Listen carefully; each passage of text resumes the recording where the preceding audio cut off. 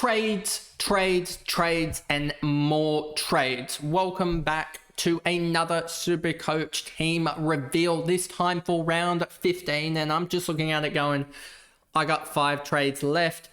And my team, it's not looking the greatest, to be honest with you. But the good thing is, I can tell you that we have basically got to a point where McCarthy is going to be post by the last rookie that we have on the squad, I guess. And in general, if you actually look at my team, I might as well just show it here.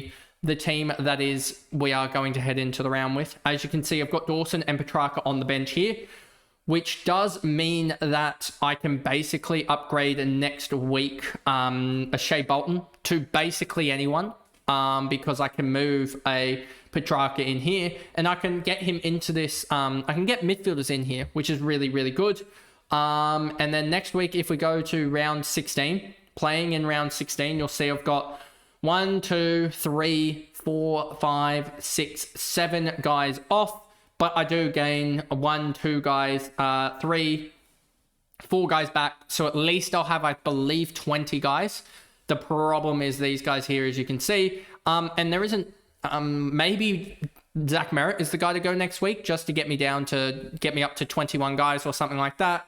Or maybe we get someone potentially a rookie back or something of that regard there.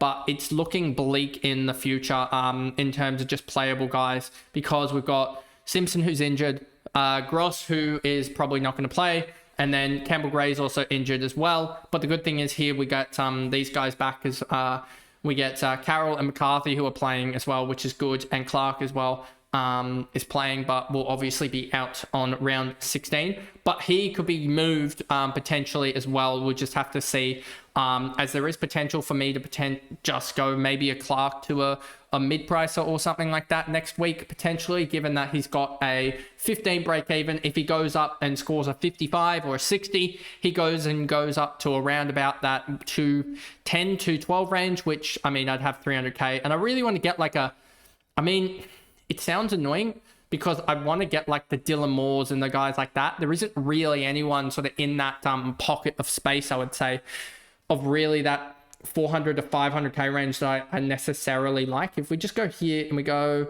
to sort of here, and then we go, you know what we can actually do? We can do break evens. We can go highest break evens here. Bontempelli's still got a 177 break even. I could almost potentially go Doherty up to a Bont next week, potentially speaking. That's sort of the area that I could go. Or a Caleb Daniel up to a Bont next week, potentially. Or a Shea Bolton to a Bont next week. If all things work out, that could be the way that I go. I could also get a Butters as well. But you have these guys that are very high break evens. You got even Hugh McCluggage, very high break even, but he's got the buy. Nick Martin will have the buy. Who else here has already had their buy, but could potentially be coming back. And have a really high break even, which will go down. I don't really see anyone. That's the problem. Royal Marshall has been apparently sore, so there's that as well. And then you've got guys like Brett Daniels, who's extremely cheap. So yeah, he's an interesting one. He's obviously looks to be injured. So he will probably be a next year's guy anyway, but you've got guys like Dylan Moore, etc. that I've already talked about that I'm really looking at as well. And there's not really anyone here that I'm really excited about per se, I would say. But yeah, just keeping these guys sort of on the notice list, I would say, almost in a way, of just potential guys to look at in the coming little bit, because they are going to come back from injury or have a really low score in their system that could just easily allow them to be a guy that you look to grab off of basically a rookie, which would be good. But yeah, there's not too many, to be honest with you, that I'm looking at that I'm particularly liking too much. There was a couple, mostly Bontempelli and Butters next week for potentially like a Doc or a Caleb Daniel or something of that regard there.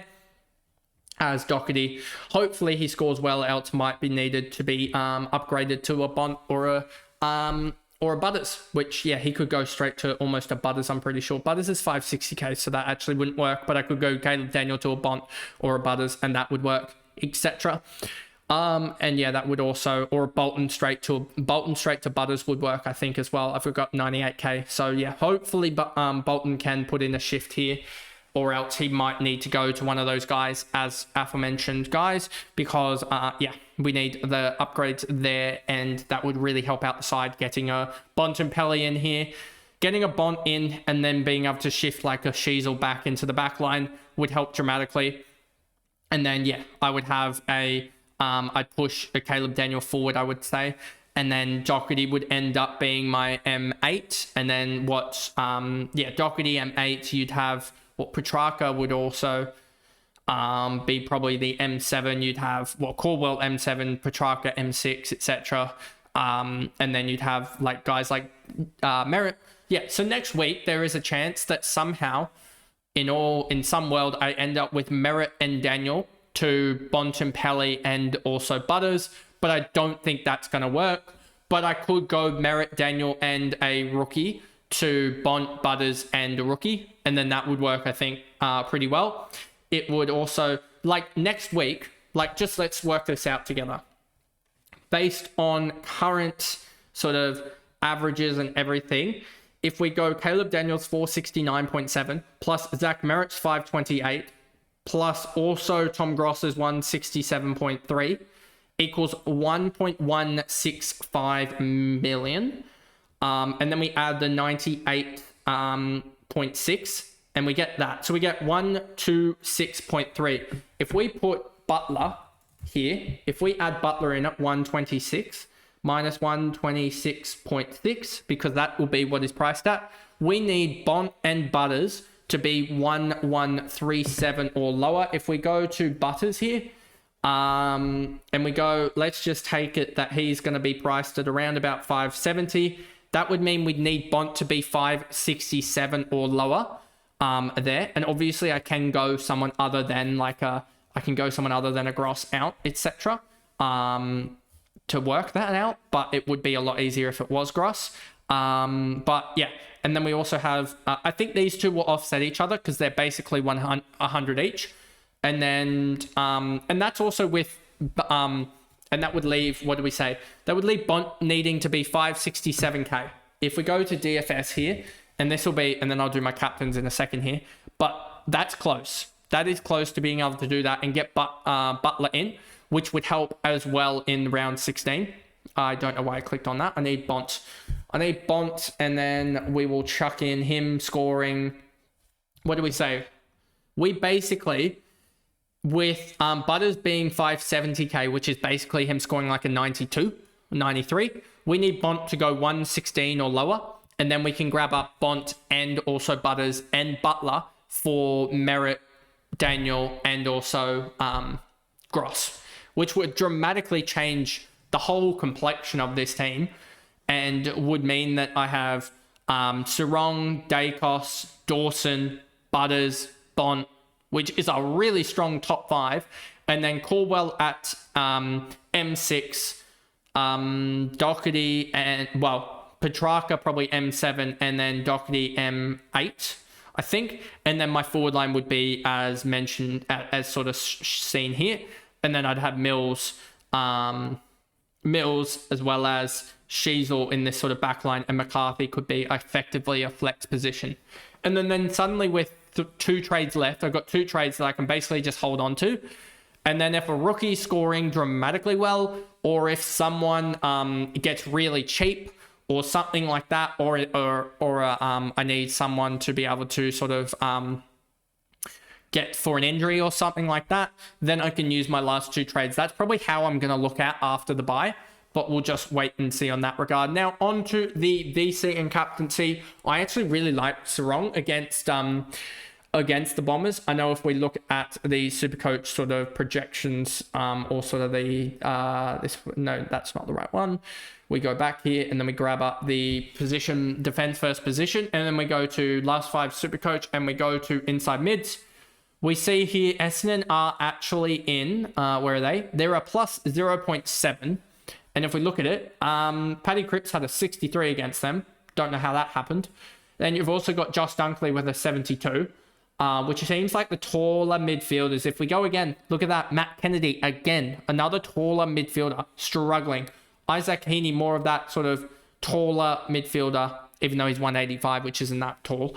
But again, another one of the sort of more contested players, I would say.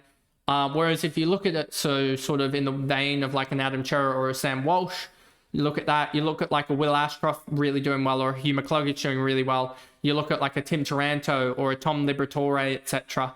Or even like an Ed Richards. And that's why I'm going with the Caleb Sarong VC. And then captaincy-wise, I'm going with the likes of a Bailey Smith against...